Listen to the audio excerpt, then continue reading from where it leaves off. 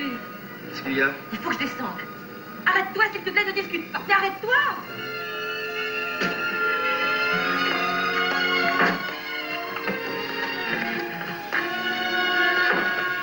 Attends! Qu'est-ce que tu as? J'ai fait une bêtise. Quelle bêtise? J'ai choisi, comme d'habitude, la solution de facilité. Calme-toi, ça n'a pas de sens. Si tu veux réfléchir, reviens dans la voiture. Je dois repartir à la maison. Souhait. Tu sais, Dusty, que je n'ai pas dit un seul mot à Ellie après les funérailles. Je n'ai pas dit à JR à quel point j'étais bouleversée. Je ne crois pas que ça aurait intéressé JR. Dusty, je suis encore membre de la famille. Et j'ai l'obligation d'être près d'eux, en particulier aujourd'hui. La mort de Bobby est un coup dur pour vous tous. J'ai beaucoup de chagrin. Et quand tu es à plat, tu fais des choses qui te détruisent. Et je ne veux pas que ça arrive. C'est exact. J'ai une envie folle de boire. Tellement envie que ça me fait mal. Et je n'ai pas du tout l'intention de me mettre en chasse pour trouver une autre bouteille. Que tu me crois ou non, ma famille est plus importante pour moi. Très bien. Je suis désolé.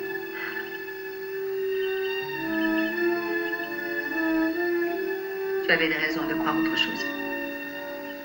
Allez, viens. Je te dépose chez toi. Non. Non, je te remercie. Je préfère marcher. Maman. Ça va, JR? Il me manque. Il me manque tellement. JR, encore ma sympathie. JR, Harvey estime, et moi, je suis d'accord avec lui, qu'on doit lire le testament de Bobby aussitôt que possible. Bah, vous ne perdez pas une minute. Il n'y a jamais un bon moment pour faire ça. En tout cas, pas tout de suite. Je suis désolé, mais... Maman vient d'enterrer son plus jeune fils. Et vous ajoutez encore à son chagrin avec ça? Harvey essaie de remplir son devoir d'avocat de la famille. Peut-être, mais ce devoir comprend le respect d'une période de deuil pour cette famille. Et malgré tout, pour des raisons de pratique légale, je vais être obligé d'exécuter le testament de Bobby aussitôt que possible. Demain, ça peut aller pour vous? Bon Dieu, Harvey, vous ne m'avez pas compris? JR, arrête. Plus tôt on réglera ça, mieux ce sera pour tout le monde. Demain, ce sera parfait.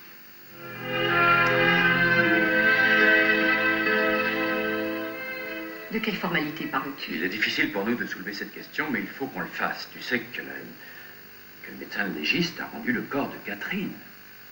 Ça peut attendre, non? Ah, c'est pénible, mais Pam et moi, on doit prendre plusieurs décisions. Alors tu fais ce que tu crois être le mieux. Ce serait peut-être moins dur pour vous deux si vous me laissiez tout faire. Merci, Jenny. Bon.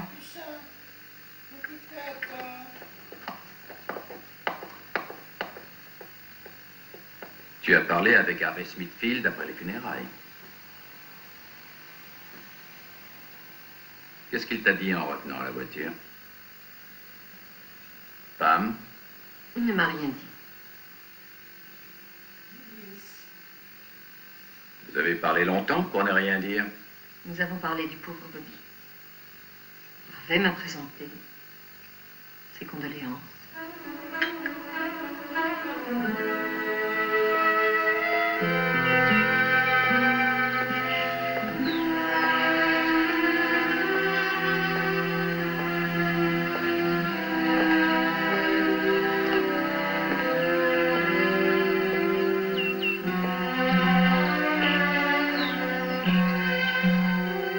J'aurais dû rester après les funérailles. J'ai eu tort. Tu aurais dû y penser avant d'abandonner la famille.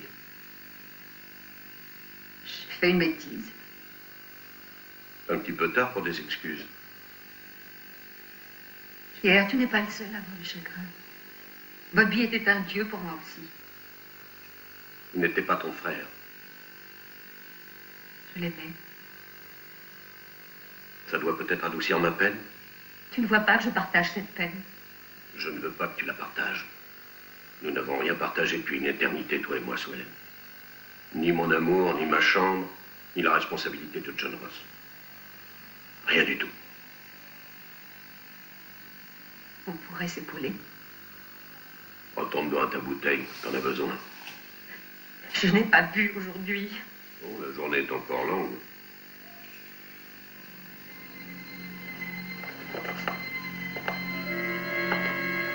Où vas-tu? Il faut que je voie Élie. N'en est pas question. Je t'en prie, JR, je suis exténuée. Tu es un fardeau pour nous.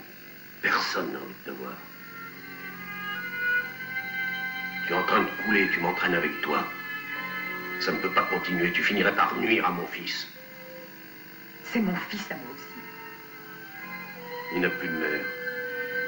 Je n'ai plus de femme, tu n'existes plus.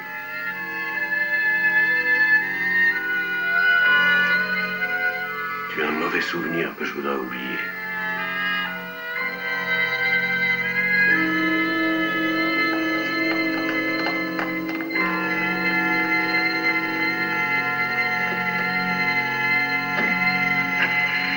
Tu n'en veux pas d'avoir annulé le dîner avec la famille?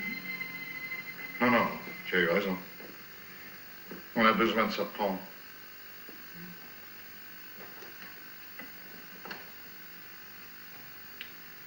C'est difficile, tu ne trouves pas? Quoi? De se retrouver seuls, tous les deux. Non, pas du tout. Je suis sincère. Écoute, je sais que j'ai fait un gâchis terrible pour nous deux au cours de ces derniers mois. Et je t'ai dit beaucoup de choses que j'ai regrettées. Je crois que je me suis imaginé bêtement que le fait de savoir qui faisait bouillir la marmite avait une importance.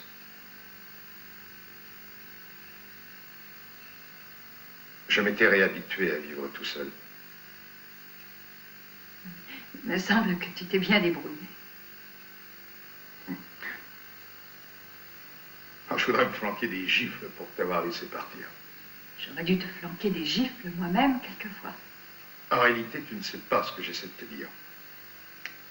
Notre mariage est tout ce qui compte pour moi. Le passé est le passé. Je ne promets pas que je changerai.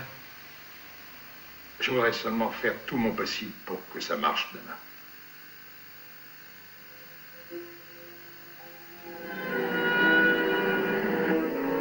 Mademoiselle.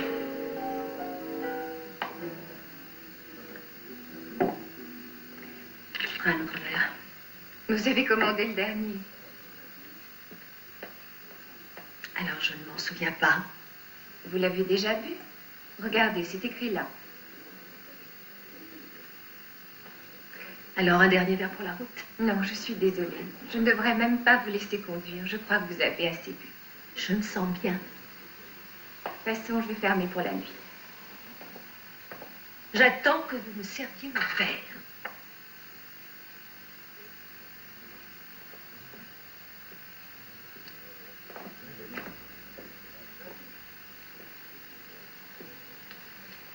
Madame, vous vous sentez bien?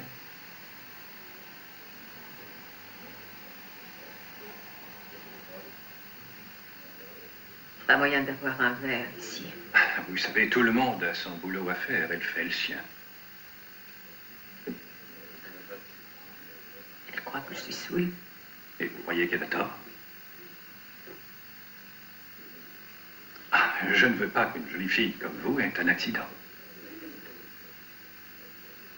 Je peux vous déposer chez vous.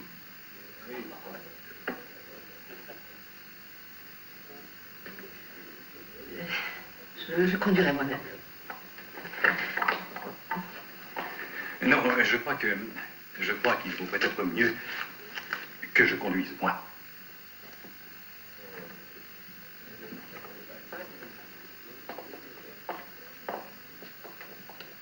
Oh.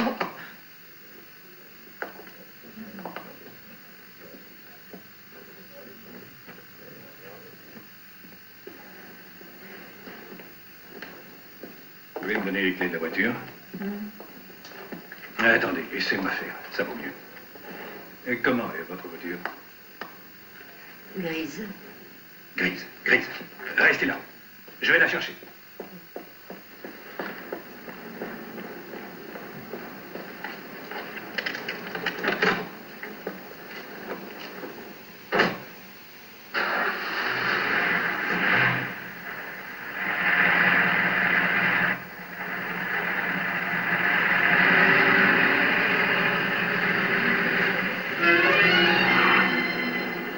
Hé! Attendez, où allez-vous?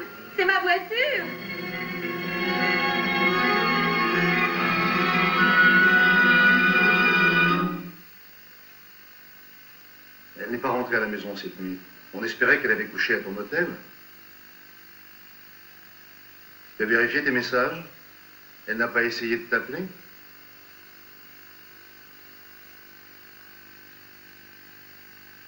Non, on a demandé à JR, il ne l'a pas vu. Oui, on y a pensé, mais il est trop tôt pour alerter la police. La ville est immense, Dusty. Par où faut-il commencer? Très bien. Je t'appellerai si j'ai des nouvelles. J'ai envie d'appeler Pam et Jamie. Elles peuvent savoir où elle est. On devrait téléphoner aux hôpitaux. Non, ne nous affolons pas. Il n'y a aucune raison. Et chaque fois qu'elle se saoule, elle risque un mauvais coup. On ne sait pas si elle s'est saoulée. Tu crois? Belle journée, n'est-ce pas?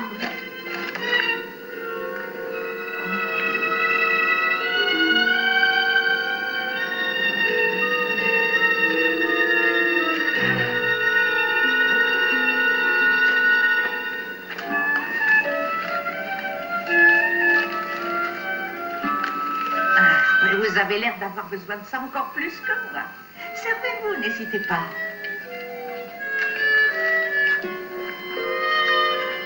Mais j'ai pas toute la journée. Allez-y, voyons. Ça vous remettra la tête à l'endroit.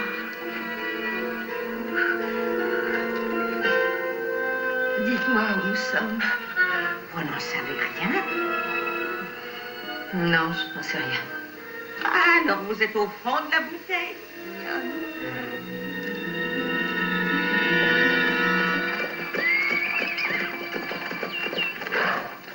La mort de Bobby l'a durement secouée. Elle a besoin d'un peu de temps, comme nous tous. Du temps, mon Dieu. Charlie a déjà passé tellement de temps sans un père. Et par ma seule faute. Oh, vous l'avez magnifiquement élevé. Je suis très vieux jeu pour tout ce qui touche aux enfants. J'ai toujours pensé qu'il fallait 2 parents pour élever un enfant. Elle est brillante et ravissante. Et elle est heureuse. Qu'est-ce que vous voulez de plus? Je suis si contente de la voir. Oui, malgré ce que j'ai vécu de pénible, et ça ne m'a pas manqué dans ma vie, j'ai toujours eu Charlie pour me rendre mon courage. Elle faisait toute la différence du monde. Ça me fait plaisir d'entendre ça. Parce que je vais faire l'expérience moi-même. Oh, un enfant? Oui. Oh, Donna, c'est formidable. Ah oui. J'ai découvert que j'attendais un enfant après m'être séparée de Ray. Je n'ai pas voulu que ça puisse être une raison de nous remettre ensemble. Vous vous remettez ensemble? On va essayer, en tout cas. Au fond, vous vous aimez beaucoup. Oh, mon Dieu, oui. Alors, arrangez-vous pour que ça marche. Je me sens si heureuse pour vous. Merci.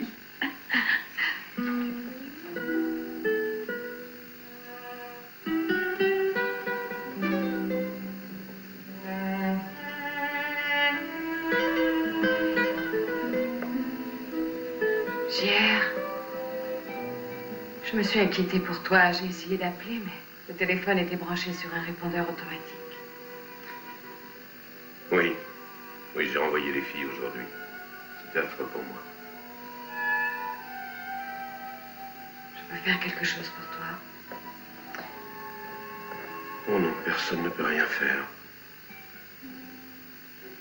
Je suis resté assis là, en pensant que peut-être si je le voulais assez fort, Bobby allait fonctionner. Et me dire en éclatant de rire qu'elle s'était bien moquée de moi. Je ne sais pas quoi te dire.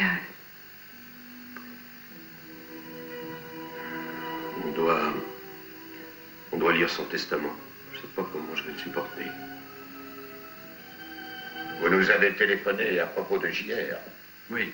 Où étiez-vous passé? JR est probablement en train de monter une combine. Il vient juste d'enterrer son frère.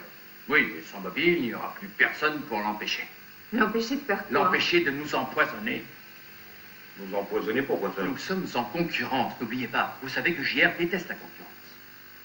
Nous sommes sa force, les derniers des indépendants. Ensemble, nous sommes capables de combattre les grandes compagnies. Aucun de nous ne peut résister seul. Essayez d'expliquer ça à JR. Dites-nous ce que vous pensez. Je voudrais un accord. Nous savons comment JR opère. D'ici peu de temps, il commencera à monter l'un de nous contre les autres. Il viendra vous trouver, vous, Jordan, ou Marie-Lie. Il a toujours manœuvré de cette façon. Alors, voyons, Cliff, admettez-le. Vous avez peur de vous trouver finalement isolé. Non, j'ai peur de le voir essayer de nous démolir si nous ne faisons pas très attention, si nous ne sommes pas d'accord pour nous serrer les coudes. Comment ça? Nous serions imbattables. Nous déjouerions tous ces mauvais tours contre nous. Moi, je crois que vous vous trompez sur JR. Il ne vous aime pas beaucoup, c'est tout. Je crois moi aussi que vous vous trompez. Non, pas du tout. Il est comme ça. Non, et nous n'avons rien à gagner par une alliance avec vous. Quand vous vous heurtez à JR, vous êtes toujours perdant.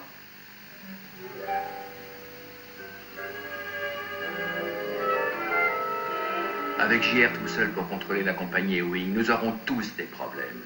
Et un jour prochain, vous vous rendrez compte que j'avais absolument raison. Espérons qu'on pourra encore le combattre tous ensemble.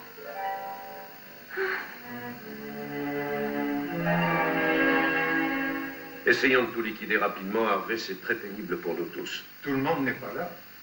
Non, je ne vous l'ai pas dit. On a 2 petites questions à régler. Swellen ne nous a pas rejoints. Et vous savez que Gary a dû retourner en Californie. Ça ne constitue pas un empêchement.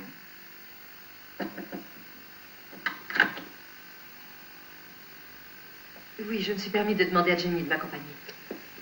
C'est très bien, hein? Non, ce n'est pas très bien.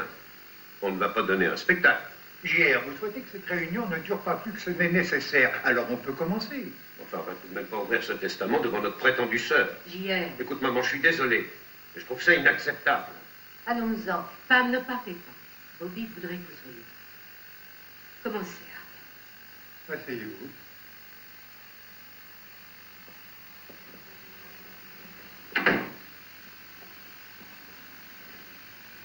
Je passe sur les formules légales. Vous savez tous que Bobby m'avait chargé de rédiger ses dernières volontés et son testament. C'est un long document.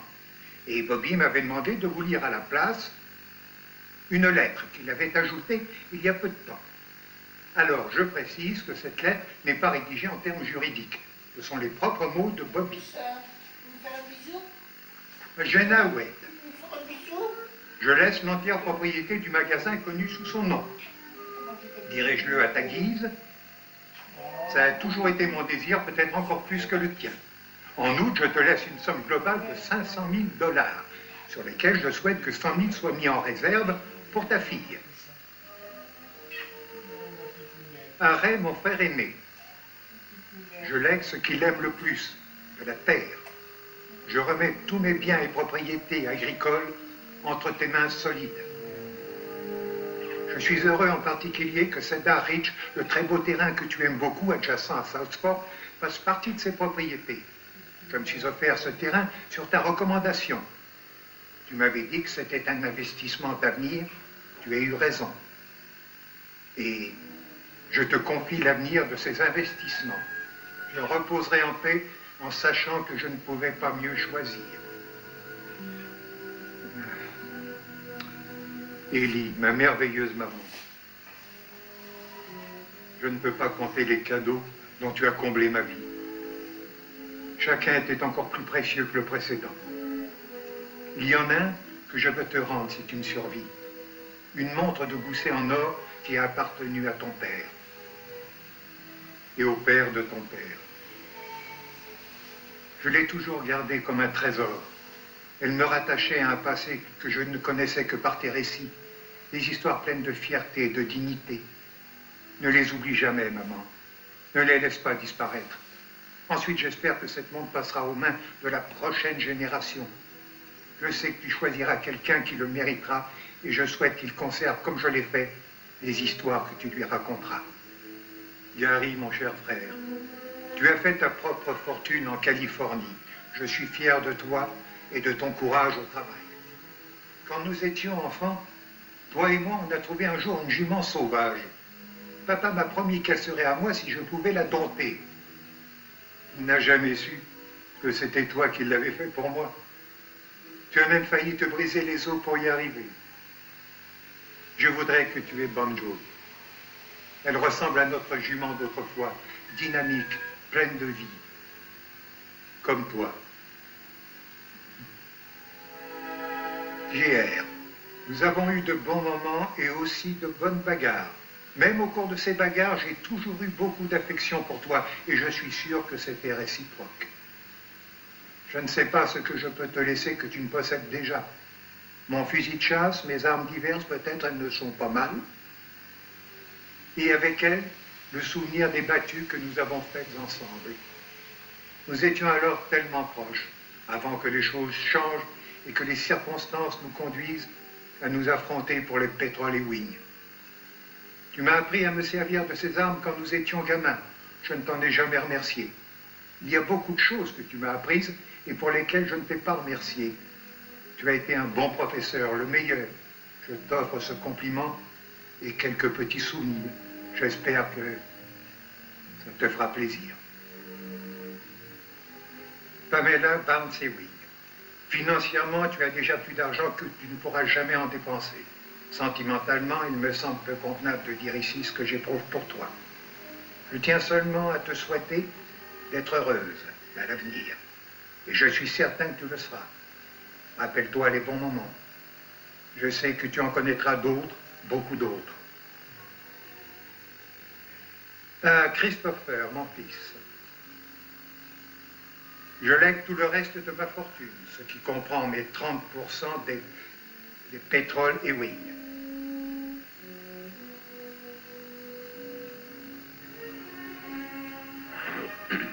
Merci, Henry. Merci. Une dernière petite chose. Le souhait de Bobby a toujours été que, jusqu'à ce que son fils ait atteint sa majorité, ses parts des pétroles et Wing soient administrées par sa mère, Pamela Barnes Ewing.